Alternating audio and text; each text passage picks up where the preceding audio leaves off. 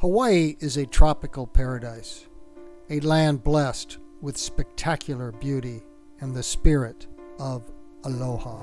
Dana Ireland was smart, fit, and full of life. She loved the big island of Hawaii. On Christmas Eve, 1991, Dana's life was stolen. She was deliberately run over while riding her bicycle, sexually assaulted, dumped into the bushes, and left to die. A local man confessed to the murder and said two brothers helped him. The man recanted his confession, but no one believed him. It's like the story of the boy who cried wolf. Once you start to tell the truth, nobody gonna listen. Crime scene DNA did not match any of the three men, but all three were convicted anyway. It raises questions. Are the three convicted men innocent scapegoats? Why aren't the police pursuing the man who left his male DNA on Dana Ireland? Why was exonerating new DNA evidence locked up by court order and not given to the convicted men?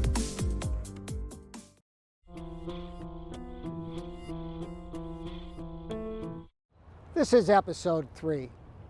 2.5 years after the crime, an incarcerated felon by the name of Frank Pauline Jr. confesses to the murder of Dana Ireland. We'll also look at the Corpus Delicti Rule, which can be used to evaluate the veracity of any confession.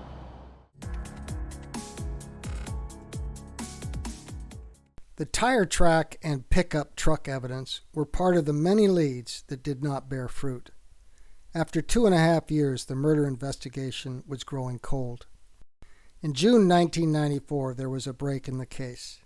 An incarcerated felon, Frank Pauline Jr., came forward and confessed to being involved in the murder of Dana Ireland. He told Detective Guillermo two brothers were involved with him, Albert Ian Schweitzer and Shawn Schweitzer. Frank Pauline said on the day of the crime he was with the two brothers in their 1957 Volkswagen Bug. Albert Ian Schweitzer, the driver, ran her over. They put her in the VW trunk and took her to another location where she was raped. In a 2004 A&E Channel documentary, lead detective Steve Guillermo stated that he found the Pauline confession to be compelling, and the investigation was now heading in the right direction. At this point, the criminal investigation's going in the right direction here. It's just a matter of putting this case together. On page 110 of the book, Murder in Paradise, Detective Guillermo told the authors that after he took Frank Pauline's confession, he felt a sense of accomplishment and that the investigation was finally going somewhere.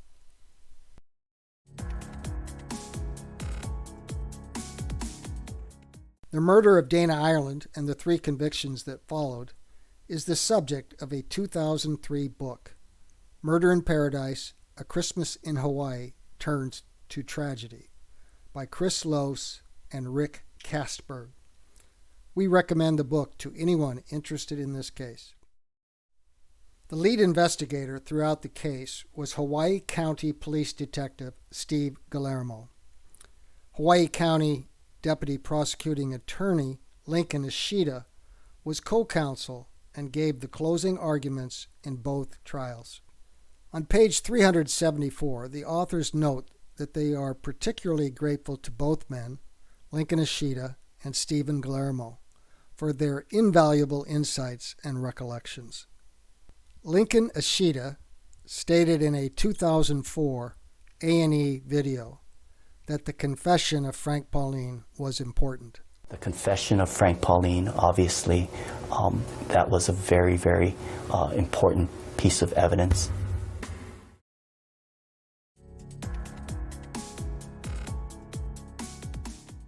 For hundreds of years, the law has recognized that some confessions are false. The confessor may have been coerced into making the confession, or the person may be mentally unstable. So how do you tell a true confession from a false one? One tool is to apply the Corpus Delicti Rule. To fully understand the rule, it helps to understand how it developed. I explained the Corpus Delicti Rule in an August 2017 presentation to the King County Council Law and Justice Committee in Seattle. Let's look at the Corpus Delicti Rule. It is a logical way to evaluate any witness statement. Corpus is Latin for body. Delicti is Latin for crime. Literally means body of the crime. In 1660, a man named William Harrison went missing. His personal effects were found by the side of the road. Suspicion fell on his servant, John Perry. After a week of questioning, John Perry confessed to killing Harrison and hiding his body. He also said that his mother, Joan Perry, and his brother, Richard Perry, assisted him with the murder. Based upon Perry's confession, all three were indicted. They went to trial, and they all three were found guilty by a jury. 1 week after the guilty verdicts, all three were hanged.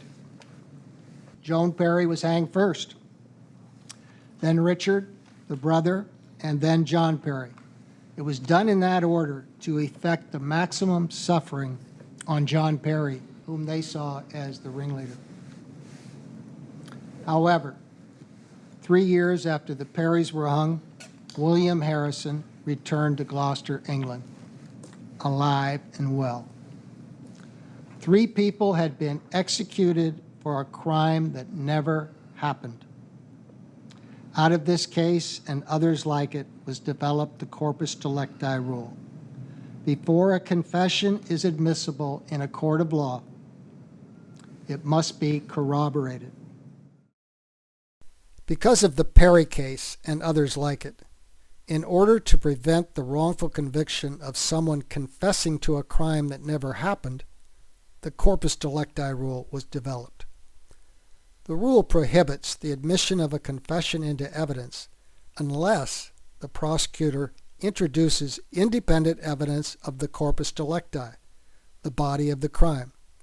That is, the state must offer evidence independent of the confession to establish that the crime actually happened.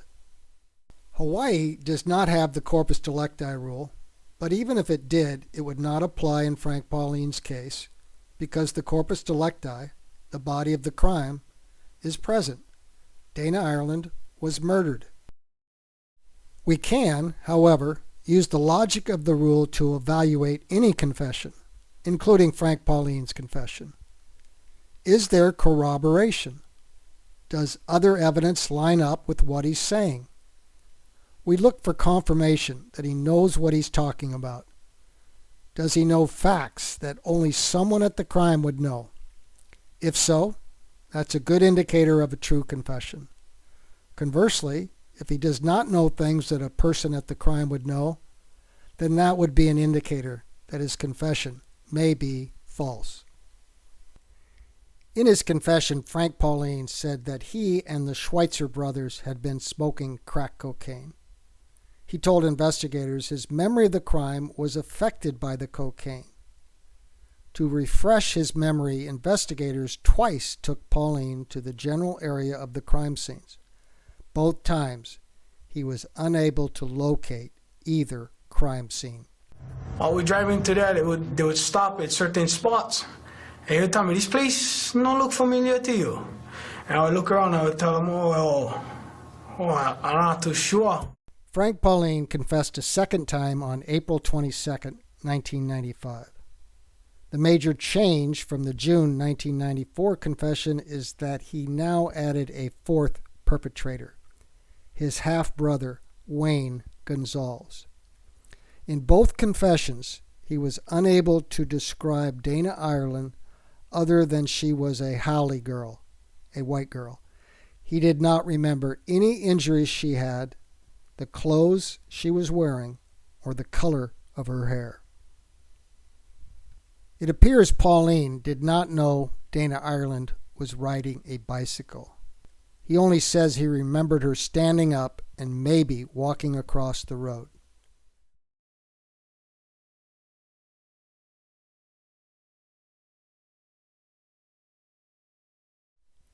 In the bottom question, Detective Guillermo asks a leading question. A leading question suggests an answer to the witness. It leads the witness to the answer the questioner wants. Leading questions should not be used in police interrogations because you don't know if the answer is actually coming from the witness's memory or the witness is trying to tell the interrogator what they want to hear. In this next video segment from an A&E TV Channel 2004 interview of Deputy Prosecutor Lincoln Ashita, he correctly places importance on corroboration, the knowledge of details only someone at the crime would know. What was critical for the prosecution was the amount of detail that Pauline was able to provide, which was not in the media anywhere. It wasn't common knowledge, it wasn't public knowledge. Things about where to find certain pieces of evidence, the fact that there was a bite mark on Dana Ireland. It is true that providing details of a crime in a confession is important, but it is untrue that Frank Pauline knew about a bite mark on the victim. In his first confession, Pauline did not mention a bite mark. On page 9 of his second confession, we can see from the transcript that Frank Pauline had no idea about Dana Ireland having a bite mark. People remember traumatic events, such as where they were when they first heard about the 9/11 New York terrorist attacks. Frank Pauline confessed to being at a horrific murder, yet he did not know the clothes Dana Ireland wore. He did not know she was riding a bicycle. He did not know there was a bite mark on her. He did not know that she was wearing blue jeans, cut-off shorts, and a halter top. He did not know her hair color. He did not know the location of crime scene 1, nor the location of crime scene 2. These are indicators that his confession may have been false.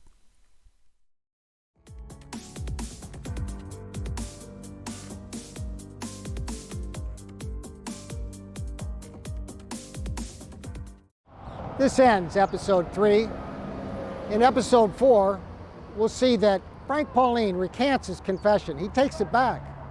We'll see forensic evidence like DNA, a bite mark, and the tire track evidence does not implicate the 3 defendants in the crime.